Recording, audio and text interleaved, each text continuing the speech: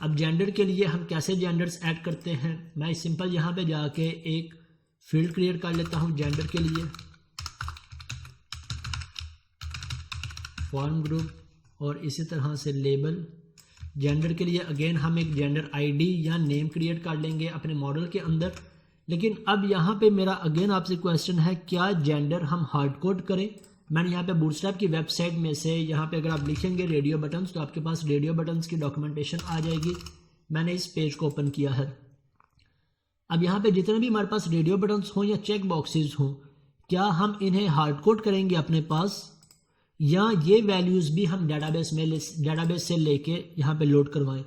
अगर हम hard code करते हैं तो इन फ्यूचर यूज़र की रिक्वायरमेंट चेंज हुई, यूज़र ने एक और रेडियो बटन ऐड करना हो तो हमें हर दफ़ा कोड में जाके चेंजेस करनी पड़ेगी, जो मैं कभी भी रिकमेंड नहीं करता। मेरी हमेशा रिकमेंडेशन होती है कि जितने भी चेंजेस हो सकती हैं या यूज़र चेंज कर सकता है, रिक्वायरमेंट्स इन फ्यूचर चेंज हो सकती हैं, आप उसके लिए एक मास्टर क्रिएट कर लें। फॉर एग्जांपल अभी हमने जो सिटीज़ का टेबल क्रिएट किया, इसे हम सिटी मास्टर का नेम देते हैं। हम सिटी मास्टर क्रिएट कर लेंगे, यूज़र जितने भी सिटीज़ ऐड करना चाहे सिटीज़ ऐड कर दे, वो सारे सिटीज़ हम यहाँ पे ड्रॉप डाउन में डिस्प्ले करवा लेंगे।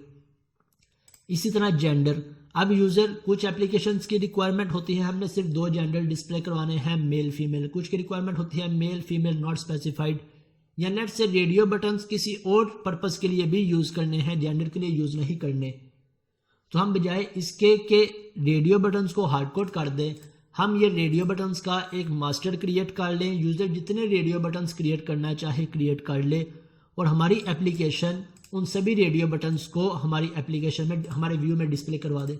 इसी तरह चेक बॉक्सेस के लिए भी, कि अगर यूज़र इंटरेस्ट के अकॉर्डिंग चेक बॉक्स क्रिएट करना चाहता है, हम कभी भी हार्ड कोड नहीं करेंगे, इंटरेस्ट का एक मास्टर क्रिएट कर देंगे। यूज़र जितने इंटरेस्ट क्रिएट करेगा वो सभी इंटरेस्ट हम यहाँ पे डायनेमिकली या डेटाबेस में से ला के लोड करवा देंगे।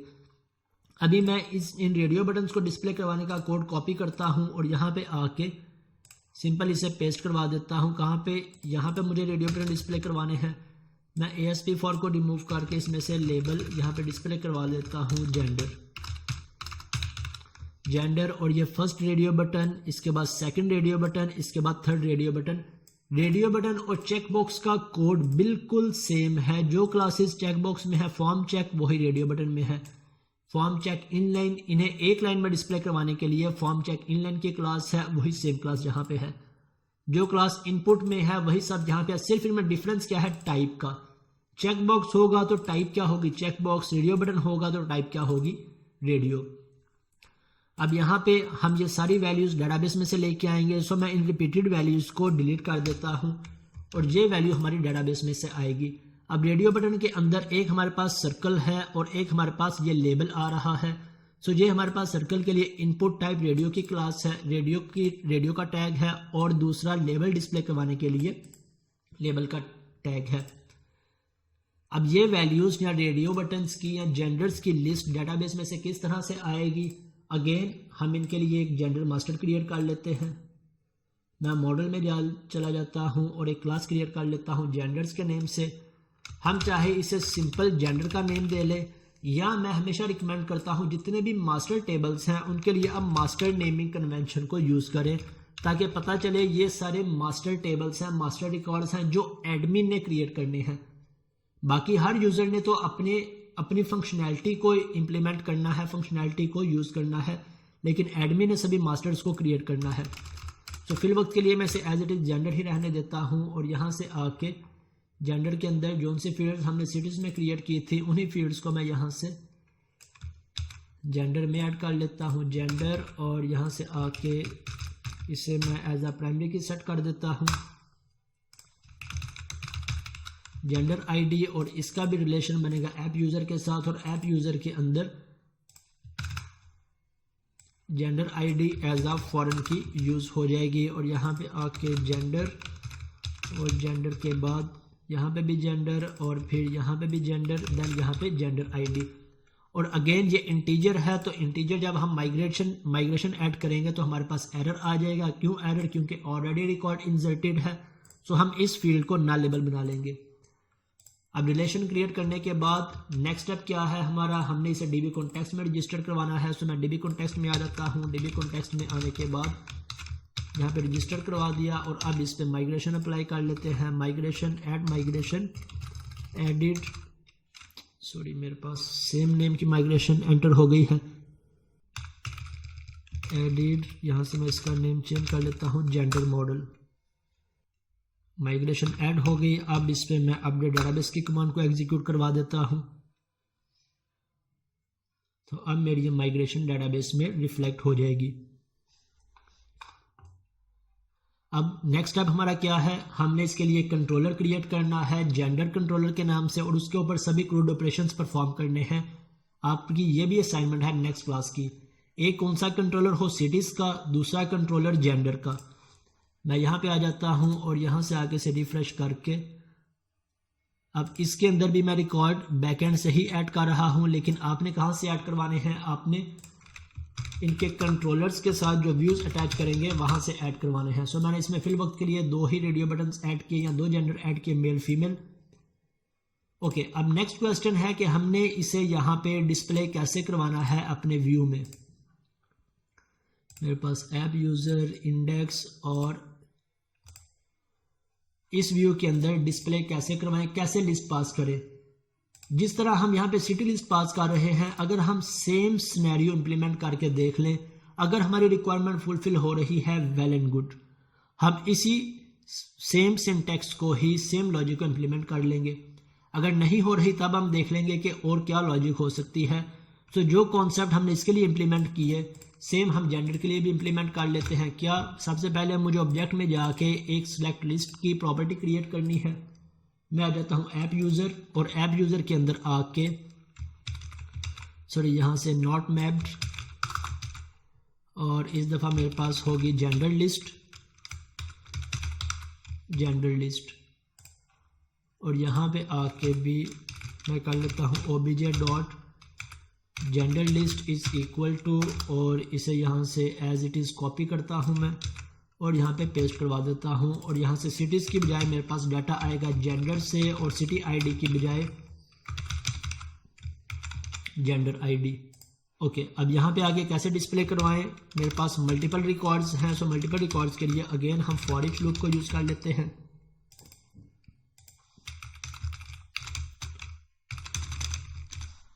अब यहाँ पे मैं कैसे गेट करूँ, मॉडल डॉट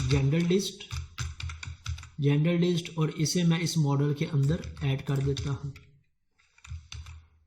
अब यहाँ पे मुझे क्या क्या चेंजेस करनी है, एक ये लेबल मेरा डेटाबेस में से आ रहा है, इसके बाद नेम या वैल्यू हम देख लेते हैं हमने क्या डिस्प्ले करवाना है। पहले मैं इस पर एक ब्रेक पॉइंट लगाता हूँ। हम यहाँ पे देखते हैं आइटम के अंदर हमारे पास क्या क्या प्रॉपर्टीज आ रही हैं, फिर उसके अकॉर्डिंग हम डिसाइड कर लेंगे हमने यहाँ पे क्या डिस्प्ले करवाना है और वैल्यू में क्या डिस्प्ले करवाना है, नेम में क्या डिस्प्ले करवाना है। मैं लेट से इसे रन करने से पहले यहाँ पे आके इसका लिंक भी ऐड कर लेता हूँ ताकि हर दफ़ा मुझे मैनुअली ऐड ना करना पड़े। और ये मेरा हो गया यूज़र्स का लिंक, एक्शन इंडेक्स और कंट्रोलर कौन सा है मेरा, ऐप यूज़र। ओके, अब इसे मैं यहाँ से रन करता हूँ और क्रिएट पे क्लिक किया मैंने। क्रिएट के बाद यहाँ से मेरे पास आइटम में देख लेते हैं अब क्या लिस्ट आ रही है। मैं आइटम में माउस ओवर किया और इसके बाद मेरे पास ये सारी एट्रीब्यूट्स आ रहे हैं।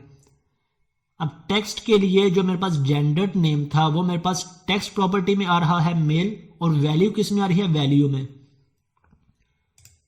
ओके, इट मीन्स अगर हमने इसे यूज करना है तो हमने लेबल के लिए इस टेक्स्ट प्रॉपर्टी को यूज करेंगे और आईडी के लिए इस वैल्यू को। सो यहाँ पे मुझे लेबल डिस्प्ले करवाना है, मैं यहाँ पे यूज कर लेता हूँ आइटम डॉट टेक्स्ट और ये मेरे पास वैल्यू है। यहाँ पे अगेन नेम आइटम डॉट यहाँ से वैल्यू और इसके बाद इसे हमने बाइंड करना है। सो बाइंड करने के लिए मैं यहाँ पे इन दोनों को रिमूव कर देता हूँ और बाइंड किसके साथ करना है, ASP फॉर इस मॉडल की किस प्रॉपर्टी के साथ मुझे बाइंड करना है। मैं इस मॉडल में आ जाता हूँ, मुझे इसे बाइंड करना है इस जेंडर आईडी के साथ। सो यहाँ पे आके मैं ASP फॉर सॉरी यहाँ से ASP फॉर और इसे बाइंड कर देता हूँ जेंडर ID के साथ। सो अब हमारे रेडियो बटन्स डिस्प्ले भी हो जाएंगे और जब कोई भी रेडियो बटन सेलेक्ट करेंगे वो उसकी वैल्यू यहाँ पे जेंडर ID के साथ बाइंड हो जाएगी और सबमिट होके कहाँ पे चली जाएगी, मेरे इस कंट्रोलर में। अब यहाँ पे चेक कर लेंगे हम कि अगर हमारे पास वैल्यूज एज एक्सपेक्टेड आ रही हैं, well and good. Means drop down के लिए भी हम सेम प्रोसेस को फॉलो कर लेंगे और रेडियो बटन्स के लिए भी।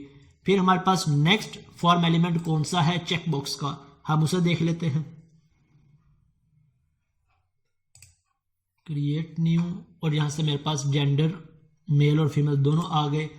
मैं लेफ्ट से यहाँ से मार्क और मार्क के बाद मैंने इसका नेम सेलेक्ट कर लिया, मेल, सेव पे क्लिक किया और मॉडल के अंदर देख लेते हैं हमारे पास रिकॉर्ड आ गया, सिटी ID भी आ गई, इसके बाद जेंडर ID भी आ गई। ओके, इसके बाद यूज़र नेम भी आ गया। तो हम आसानी के साथ ये रिकॉर्ड हमारा कहाँ पे इंसर्ट हो जाएगा, मैं F10 की प्रेस करता हूँ, नेक्स्ट प्रेस की। अब यूज़र ID 0 है इसलिए ये कंडीशन फॉल्स हो गई और अब ये रिकॉर्ड इंसर्ट कर देगा। सेव चेंजेस, सेव किया। मैं इसे चेक कर लेता हूँ मेरे पास रिकॉर्ड इंसर्ट हो रहा है या नहीं। और यहाँ पे मेरे पास अभी मैंने मार्क को इंसर्ट किया है तो ये रिकॉर्ड इंसर्ट हो गया। Gender ID 1, sorry city ID भी 1 और जेंडर ID भी 1 इंसर्ट हो गई और इसके बाद ये रीडायरेक्ट कहाँ पे हो जाएगा, मेरे इंडेक्स पे। ओके, इट मीन्स यहाँ तक ये फंक्शनैलिटी परफॉर्म हो गई। अब एक और चीज़ मैं आपको यहाँ पे दिखाता हूँ, अगर मैं एडिट करूँ तो क्या मुझे इसमें कुछ चेंजेस करने की ज़रूरत होगी। अगर मैं मार्क के एडिट पे क्लिक कर रहा हूँ तो मुझे कुछ भी चेंज करने की ज़रूरत नहीं है। जोन सी ड्रॉप डाउन लिस्ट सेलेक्ट की थी वो सिलेक्ट है, जोन सा जेंडर सेलेक्ट किया था वो भी सिलेक्ट है। अब ये किस तरह से सिलेक्ट है, हम जो प्रॉपर्टी यूज़ करते हैं ASP फॉर की, ASP फॉर हमारी टू वे बाइंडेड की फंक्शनैलिटी को इंप्लीमेंट करती है। टू वे बाइंडेड से क्या मुराद है कि जोन सा डाटा कंट्रोलर में से आ रहा है उस डाटे को भी यहाँ पे बाइंड कर देगी और जोन सा यूजर यहां से सिलेक्ट करेगा वो भी यहां से इसमें बाइंड कर देगी। मीन्स हमें अब एडिट करते वक्त ये परेशान होने की जरूरत नहीं होगी कि हम यहाँ पे इस ड्रॉप डाउन में से जोन सी वैल्यू यूजर ने सिलेक्ट की है उसे ही पास करवाएं, बल्कि ASP फॉर ऑटोमेटिकली हमारी ये फंक्शनैलिटी परफॉर्म कर रही है, जिसे हम टू वे बाइंडिंग या स्ट्रोंगली टाइप बाइंडिंग का नाम देते हैं।